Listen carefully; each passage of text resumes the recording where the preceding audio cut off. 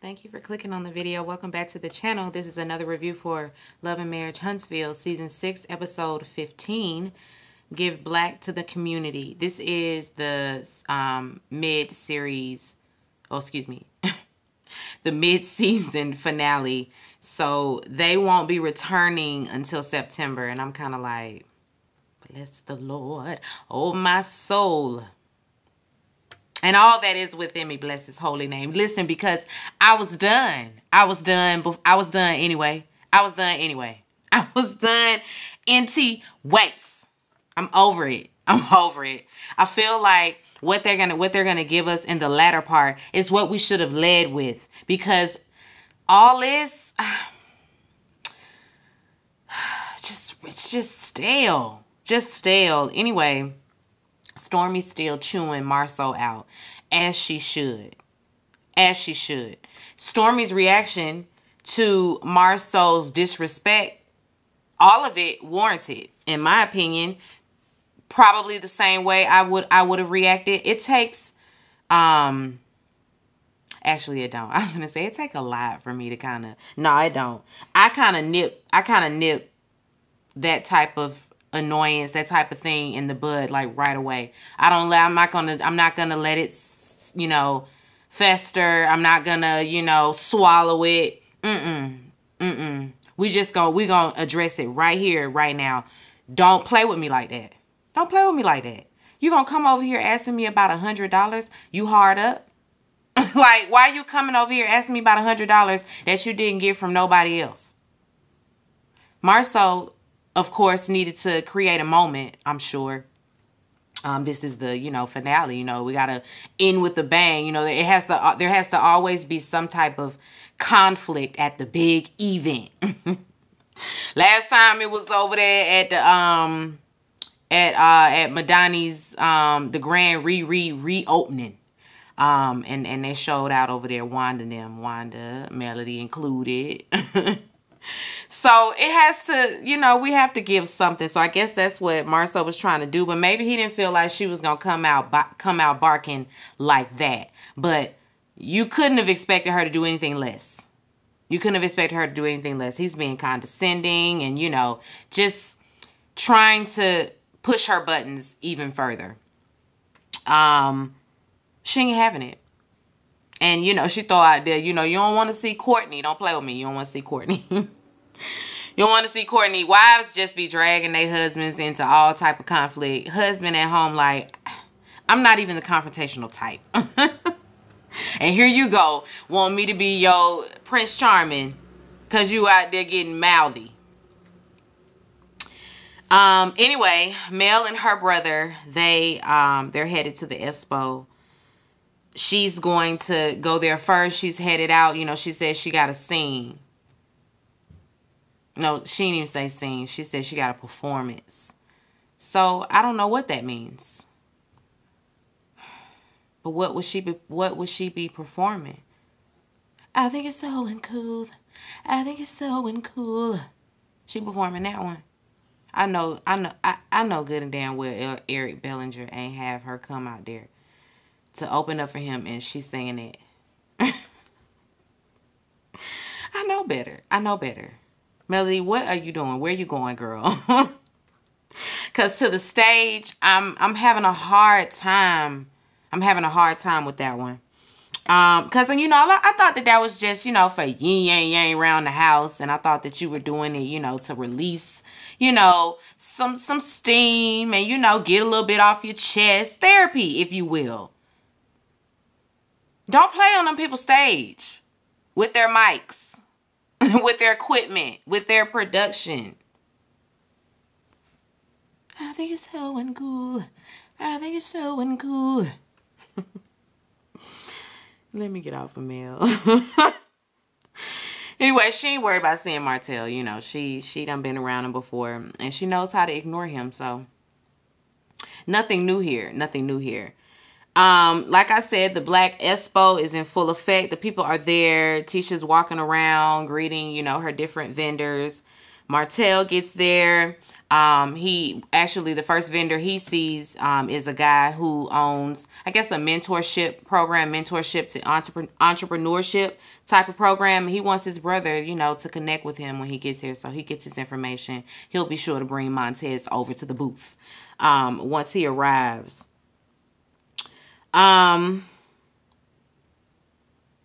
Maurice and Martell talk, and Maurice, of course, asks, well, did you bring Inez wine?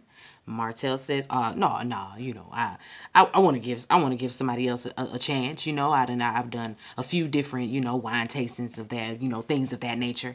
And I want to give people, you know, other people a chance.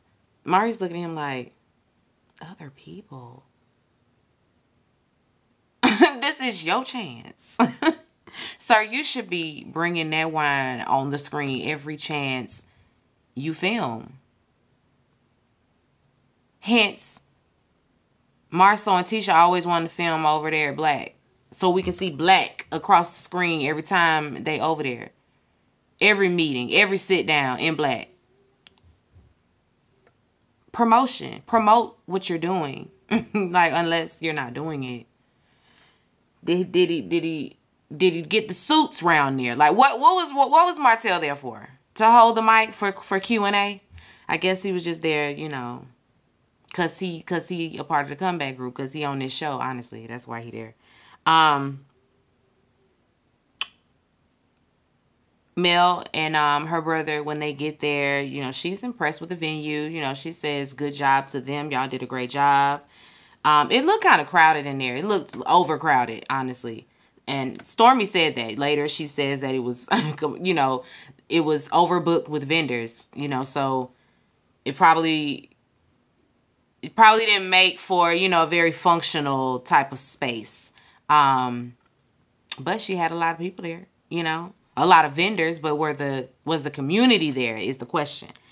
Anyway, Martell, like I said, they chatted up. Martell, he didn't bring the wine. Maurice, he brings up not Mel. What's the lady name? Sheree. Speaking of that, let me double back. Martell and his wine. All throughout the night, it was obvious. Martell needs, and I'm not gonna say Melody. He needs a woman by his side, taking him by the hand and showing him the way. He needs a woman that's going to be the spokesperson. He needs a woman that's going to be great arm candy. But more importantly, she is the one that is the brains of the whole operation. It's obvious Mel did it all. Mel did it all because he can't function like on his own. It's unfortunate. It really is. But anyway, Louis and Tiffany, they get there. Tiffany says she heard about it 2 days ago. And she feeling a way that she's not really as involved as she would like to be. Like, nobody asked her for her expertise on anything. You know, maybe Tisha called and asked a few questions, but it's like, how you gonna call asking me a few questions, but you didn't come ask me to speak? Girl, aren't you about to have a baby? Why do you even care? I would have been like, who, thank God they ain't asked me to come do nothing, because I just want to come say hey to the people and take my ass home. If that. Because she's supposed to be on bed rest, so she's not even supposed to be there. She's just a silly case. She's just a silly case. She really is.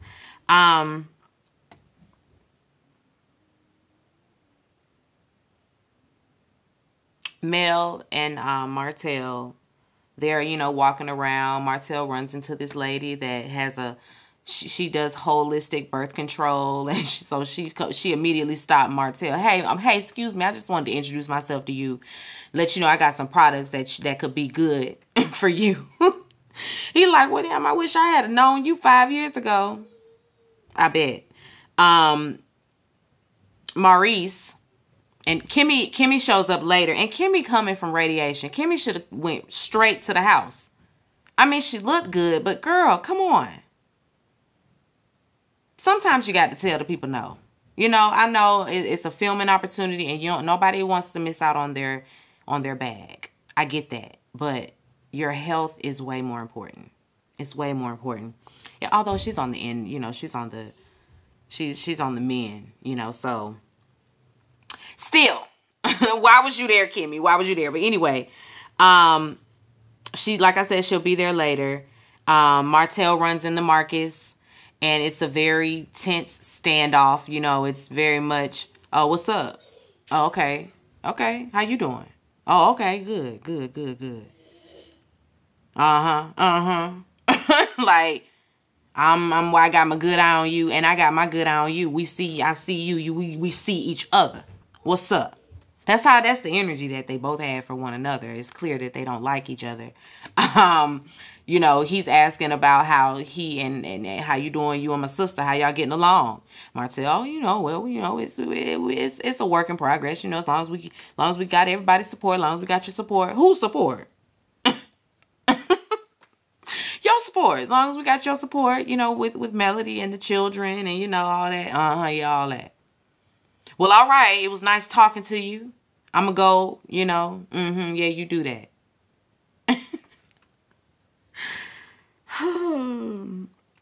That was awkward. That was very awkward. Montez gets there.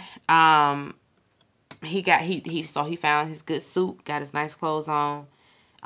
He runs into Mel, and Mel is genuinely happy to see him. Like, she tears up and everything. She's so happy to see him. You can tell that they fostered a good relationship, and she's always probably felt like he was like a little brother to her as well. You develop, you know, relationships with your spouse's siblings. And if I had went a long time without seeing my brother-in-law, I'd probably cry when I saw him too. Or it would maybe not cry, but it would definitely be like an emotional moment because, you know, you're proud to see them doing better. Not to say he a problem child or nothing like that, but I was just trying to put myself in her shoes. That's all that was. I was just trying to put myself in her shoes. But she knows the history that he has, and so seeing him there probably made her feel really good. So that was refreshing. Kimmy arrives. You know, she gets there late. Stormy, she gets a call from Courtney. This is some stuff going on at the warehouse. They have run out of labels because they have used the wrong labels for another product. So they mislabeling products over there at the warehouse. She should be there, you know, but she's there at the expo doing that. So Courtney's having to, you know, get on a red eye and get to New York. He got a lot of stuff that he got to do so that they can turn this around. It's stressful. So she really shouldn't have been at the Black Expo, but she's there. Tiffany walks up and they talk about that, and you know, then she shares what Marceau did at the start of the day, and Tiffany's like, well, I mean, he just walked up to me, asked me was I speaking, and I just found out about it 2 days ago. Tiffany, you just said that's a Me Too moment. You just want to be a part because, girl, nobody asked you to speak. Nobody asked you to speak. Marceau was walking up like, oh, y'all here? So you going to speak? Are you going to say it? That's what that was. Nobody formally asked you to do anything. So just please. Either way it goes, girl. Again, you are 9 months pregnant. And you were told to be at the house anyway. So why aren't you at the house? I don't understand that. Stormy and Tiffany talk about, you know, the Black Expo, this event, you know, that they're attending, and they both are kind of like, it's kind of janky a little bit, just a little bit. Stormy says she thinks that it's half-baked. You know, Kimmy, we see that Kimmy says she's set up in a corner way in the back. We didn't even see Kimmy's booth. Maurice asking about Sheree when she coming. I think I said that earlier. Y'all, can you tell it's just like more of the same. It was, I mean, it's gonna get better. The episode, I mean, the season gets a whole lot better in the second half. I just wish we would have led with that.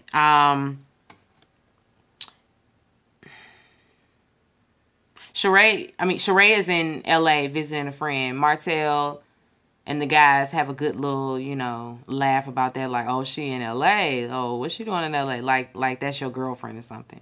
He kind of making jokes about it, like, uh-huh.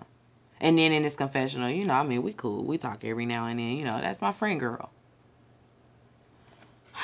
We know y'all not together, Martell. We know that. Y'all can stop with the charade. You can stop. Anyway, they're about to start the panel. They back there behind that thing, behind the silhouette. Oh, you can see their shadows arguing. This and all of this. And all of this, you know, all of that in the behind the silhouette. The audience just sitting there watching the whole thing. Tisha, oh, they can hear us arguing, y'all. Yeah, be quiet. They can hear and see y'all. We start Martell looks out there and sees Mel, and he want to renege. Oh, Mel's not getting up here. She said that. Didn't we tell you she wasn't participating? You know this. Now all of a sudden he don't want to go up there. He got stage fright. But he goes out there anyway, you know, reluctantly. He gets the moseying on out there once his name is called. But, you know, they go around talking to them. We get the question, the Q&A. That's Martell's job, to go out in the audience and pass the mic around. You know, if people asking their questions, somebody asked Maurice about a credit question. Maurice said his credit used to be in the 400s. And I said, so why would I want to listen to you? I mean, I guess you know the pitfalls, but it's like, I don't know. Then you saying you done had failed business after failed business after failed business, and I mean it's like, I don't know.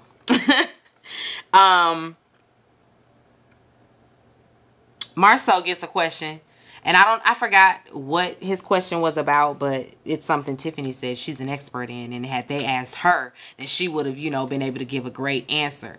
But Marceau was stumbling and fumbling over it, don't know what he's talking about. He should have just passed the mic. Like, well, that's not really my expertise. I'm gonna pass the mic to someone who is more, you know, that is better equipped to answer this question for you.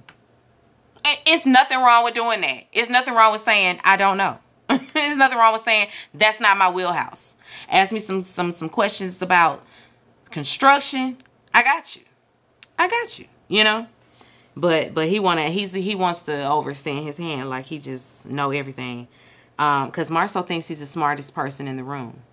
He thinks he's the smartest person in the room. You know, afterwards, you know, they're happy about the way that it went. They're pleased with it. Marceau think they should take it on the road. I think you should just be happy this went smoothly. I think you should just be happy with that and go on about your business.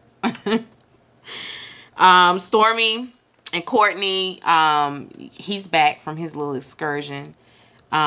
She shares, you know, what happened, you know, with Marceau and all of that. Stormy like, I'm gonna need you to say something and tell him he was a bitch. Somebody gotta tell him he need to stop being a bitch. Courtney can't believe that it was over $100. He's like, $100? Really? Come on now. Who cares about $100? Courtney changes the subject to childbirth. You know, he wants to share his true feelings as to why he doesn't want her to carry another child. And he's explicit, you know, this time. And I feel like we knew this last time. Well, last time he hinted at it, but this time he was a little bit more explicit about what really happened in that delivery room. And I won't go there, but he's traumatized. Rightly so. My husband is also traumatized from my C-section. Will not be going through that again. Does not want to go through it again. It's very traumatizing for the spouse to see their wife like that and completely helpless, basically. You know, well, as far as helping themselves, you know, like you in there in the hospital, but it's hard. Like it's hard to see your wife's organs on a table. That's hard. You know, so I get it, Courtney. I get it. He's not closed-minded when it comes to surrogacy. So he's open to researching that, you know, and looking into that. He's open to that. So they, you know, they gonna move forward with a surrogate. Tiffany invites Kimmy, Tisha, and Stormy out for lunch. Tiffany says she don't appreciate being left out of the Black Expo, and she gonna tell Tisha about it today. The nerve, okay? The nerve.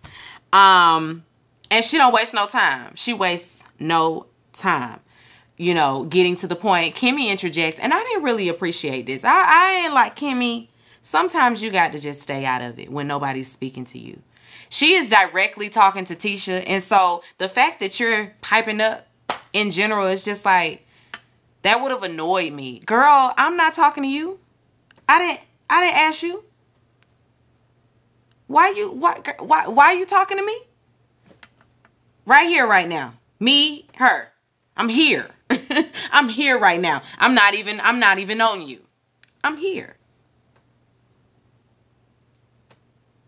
No, that's not what happened. That's not what happened. She absolutely mentioned your name. You were brought up. When, Kimmy, we ain't see it. Y'all wasn't thinking about them Whitlows when y'all was talking about the Black Expo for 2-3 weeks in a row with meetings and everything. Come on. Let's not pretend like y'all wanted them people included, because you didn't. And I mean, it is a little bit like, well, why not? But they weren't a part of the original Comeback 6, you know? So why didn't y'all just say that? You can just say that. Well, it was really a comeback group meeting. And although Tiffany said she didn't really want a seat at the table, at the comeback group table. But I mean, she could have spoke on a panel. She could have, you know, she got something to add. She's an entrepreneur. Stormy agrees. And Stormy said, didn't you just raise $3 million? I mean, I don't know what Tiffany does. I don't know what a lot of them do. You know what? I mean, but none of them are really like, you know, detailed about their day-to-day work activities. You know, you see them here and there when they film. You know, you're going to see them in an office here. See them take a call there. See them at a site here. But we don't really know, you know. I don't know Tisha's position. I don't know what Kimmy does. I know she's a nurse. Is it at a hospital? Is she a traveling nurse? She's also into real estate. What's she doing with that, though? You know, like, they don't show us that. All they want to sit up and talk about is Melody not being friends with whomever. Melody and Martell. Martell and Sheree. You know, everything else but your day-to-day. Let's not go down that. Let's not go down that road, because I can really go on a tangent. But yeah, Kimmy interjects, and she's, I guess, speaking for Tisha. And hold on, I need some water. Tisha, she, you know, is adamant that they did drop the Whitlows name in conversation, in passing, I guess. I don't know. But she says, well, Tiffany, I don't even know what you do. It's rude. It's passive aggressive. It's very Tisha. But whatever. You know, Lewis is an entrepreneur, so Lewis could have been on the panel, but I don't know what Lewis would have added, you know, that everybody else didn't add. It is what it is. Stormy, she chimes in. And she can't, and this is actually just her confessional. She can't understand why Tisha, you know, is being this way right now, because her event that took weeks to plan looked like it was thrown together. You know, it was overbooked with vendors. This is when she's just really shitting on Tisha's event. She's talking about the decor and all of that. Not to mention that her husband was walking around asking for money like a ticket scalper. She doubles down on her disappointment, you know, when we back in real time. She doubles down on her disappointment with Marceau approaching her like that over that $100. And Tisha's like, well, you know what? I actually talked to Marceau, and, you know, I talked to him about, you know, how he came at you, and I didn't, you know, I told him I didn't like it and all of that, but I also didn't like how you responded. And I'm not going to tell you how to respond, because I don't know what he said to you, but I just feel like we were in a business setting, and you have to control how you react to things. Like, there are gonna be situations and stuff come up, and you have to react differently. Stormy like, Tisha, I'm gonna cut you off. Tisha, I'm gonna cut you off right there. I'm gonna cut you off right there, okay? Cause nah, your husband was the problem, you know. And Stormy is kind of giving her that, you know, she's agitated, and it shows, you know. So now she's being very snarky, and Tisha's like, Stormy, what's your problem, girl? This whole situation had me like, because Tisha loves to throw a jab and then hide her hand like, I'm just trying to have a conversation. If I can't tell my friend, and then of course now here we go with Stormy. She does this a lot too. Are we building? So do you expect more from her as a friend or not? Because if y'all building, then you don't expect so much out of her.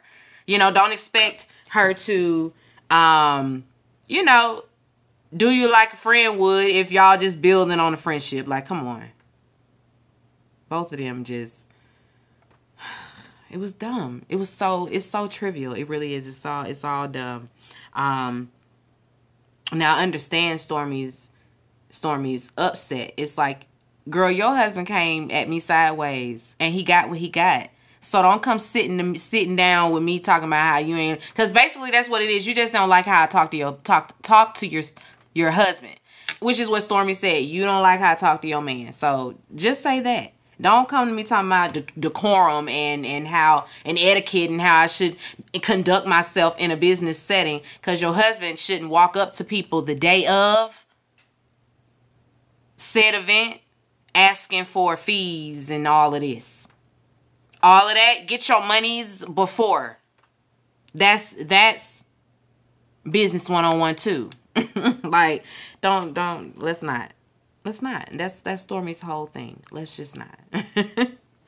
Tisha, of course, she feels like Stormy's being aggressive, and so she gets up, you know, don't invite me to no shit like this again. I'm out of here. Until next time, y'all, that trailer. Just start with the episode when Kiki flicks the drink like that on Tisha. When I say she was drenched, my complete reaction was, her face is soaked. Oh my God.